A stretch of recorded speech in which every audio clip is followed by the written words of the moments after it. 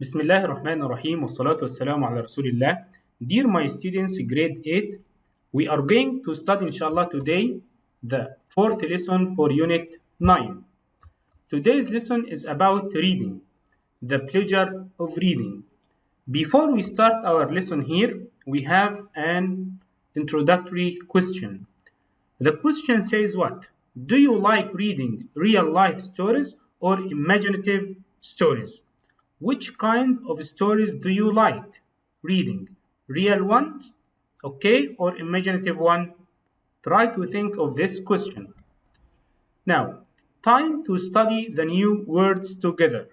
Okay, the first word that we have here is called ancestor. A long time ago, our ancestors used to sit around the fire to tell stories. So we don't speak about present, we speak about past. That's right. So when I say the word ancestor here, it means what ancestor? Any member of your family from long ago. For example, the grandparents of your grandparents. Okay, so the grandparents of your grandparents are called what? Ancestors. So ancestor, we speak about people from the past. Let's move to the next one, wisdom. So the next word that we have is called wisdom. Like this example, our ancestors passed on their wisdom and knowledge through stories. Wisdom. When I say the word wisdom, it means the ability to use your knowledge and experience to make good decisions or judgment. So the word is called what? Wisdom. Wisdom. Okay. Next one. We need to read stories to understand life not merely as knowledge but as a personal and emotional experience. Merely. When I say the word merely, it means only and nothing more. Merely. Okay? Merely handcrafted ice cream. I like eating. Merely means only here. The next one, to reach out. Like stories are a way to reach out to people.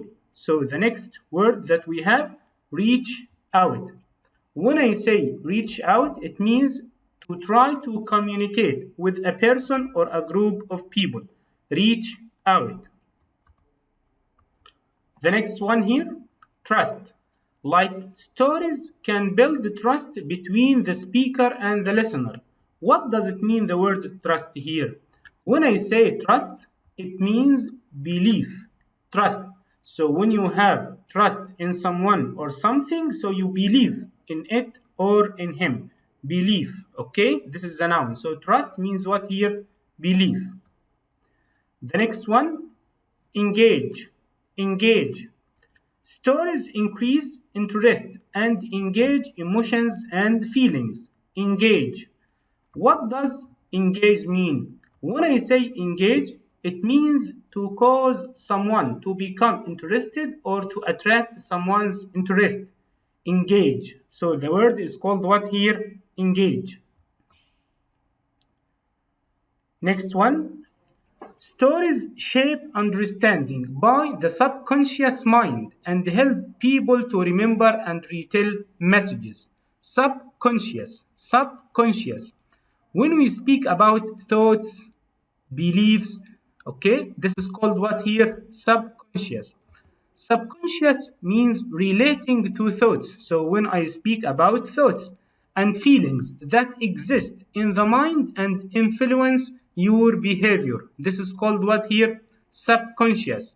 So the subconscious mind, like 90% of your mind, like here, it has the long-term memory, emotions, feelings, habits, relationship patterns, addictions, okay, creativity, and so on. So this is called what? Subconscious. Subconscious. Next one, intellect. Intellect. The example says, stories are creative tools that engage our senses and emotions as well as our intellect. So the word is called what here? Intellect. Intellect. The ability to understand and to think in an intelligent way is called what here? Intellect. So intellect relating to intelligence. So when you think in an intelligent way, it's called what here? Intellect. Let's revise the new vocabulary together. The first one, merely, and it means only. Next one, reach out, try to communicate, reach out, and it's a phrasal verb, reach out. Ancestor, when we speak about people from the past, long time ago. Wisdom. Trust, the same like belief. Engage, okay? Subconscious. Let's read them again. Merely, reach out, ancestor, wisdom, trust, engage, subconscious. The last one, intellect, when you think in an intelligent way. Let's move to our book, the student book, page 73. Here we have two questions before we move. The first question that we have, how often do you read? How often do you read? Do you read daily? Okay, like do you like reading books every day? Like every week, every month? Okay, this is the first question. How often do you read? Like reading stories, reading magazines, reading newspaper, and so on. What do you usually read? Okay, what kind of books do you like reading? Do you like reading science fiction books? Do you like reading real stories and so on? And why? Why do you like reading this type? Now here we have this text. I'd like you to pause the video to read it alone, and after that come back again to read again with me. Now, reading time, we are going to read together. Let's go on. We all grow up with stories, stories of our family, stories from our friends, and stories we read. There are stories we hear at school, at work, on television, and in the movies. Stories are everywhere. They make us feel alive and inspire us. Our interest in stories is a reflection of the basic human need to understand life, not merely as knowledge, but as a personal and emotional experience. Stories are a way to reach out to people. Stories are the most effective way to communicate and deliver messages from one human being to another. They have been shared since the beginning of time. Our ancestors stood around the fire passing on their wisdom to the next generation through stories. Stories communicate values, not just skills. They help parents teach their children about life. Here are just a few of the reasons why stories are so powerful. The first one, they quickly build trust between the speaker and the listener. They increase interest, engage emotions, and allow the listener to be part of the story. They help people understand their world. They shape understanding via the subconscious mind, change behavior, and give people opportunities to remember and retell messages. Stories are creative tools that engage our senses and emotions as well as our intellect. They help us see the world through someone else's eyes. Now, after we have read together, let's do some activities. Here we have 3 paragraphs. We would like to write the main idea of each paragraph for the first one, second, and third. Paragraph number 1 is written for you. Like here, paragraph number 1 speaks about stories are part of our nature. I'd like you to go to paragraph 2, the second one, okay? This one, and try to tell me the main idea of this paragraph. This paragraph speaks about what? Take your time. And then this paragraph speaks about what? Okay, pause the video. You can skim, read fast the paragraph again alone and try to give me the main idea. Then come back again to discuss your answers with me. Take your time, pause the video, take about 2 minutes to finish it. Okay, the first one is done for us. The second one speaks about stories communicate values to generations here. If you have looked carefully at the second paragraph, it speaks about stories communicate values to generations. What about the third one? What have you written? Okay, let's see here. Stories have great effects on our life. So this is the main idea of the third paragraph. Now here we have another activity here. I'd like you to find words in the text which mean, okay?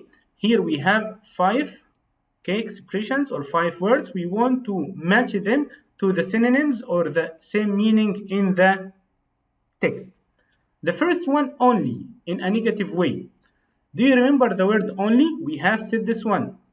The next one, good judgment, means what? Good judgment. Okay, I want a word from the text. Next one, confidence between people. Confidence between people. The next one, brains. But here when you speak about smart. Okay, who can tell me this one? The first one is easy. When I say only in a negative way, you are going to find this one in the first paragraph. I can hear some students say this one. Excellent. It's going to be what here? Look at this one. Merely. The same like what? Only. Okay. The next one here, we have the word what here? Good judgment. Do you remember the word judgment? Good judgment. Okay, means what here? Good judgment here. When I say this one, look at the second paragraph. Try to read it fast and tell me, okay, what is the meaning of good judgment? Means what here? Excellent. It means here what? Wisdom. When you have wisdom, it means good judgment. Okay, what about the next one? Confidence between people. Confidence between people. Okay, I'm going to tell you the word and try to find it in the passage. Okay, means trust. Trust. Where is it? Excellent. The last paragraph, and it's here, the second line.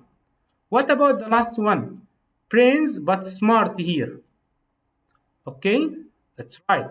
Excellent. Okay, this line before the last one means intellect. Intellect. Okay, here we have some questions again. Great grandparents. It means what here? Ancestor. This one is singular. We have to write ancestors if we want to make it plural. Good judgment. We have said what? That's right. It means wisdom. Wisdom. Confidence between people. It means trust. Now here, what is the subconscious mind? When we come to here, we can, yes, separate the mind into conscious one and subconscious one. Here, 10%, but here 90%. So our subconscious mind, yes, that's right. It forms, yes, the majority of our mind. When we speak about beliefs, creativity, developmental stages, emotion, feelings, and so on. But when we come to conscious mind, when we speak about critical thinking, logical thinking, short-term memory, but here we have long-term memory when you speak about subconscious, and so on. Okay. What is the purpose of the text? Why did the writer write this text? Okay, can you guess? From the text that we have read, why did the writer write this text? Okay, the text informs us about the importance of reading and its effects on readers because we speak about reading. Thank you and see you inshallah in the following videos.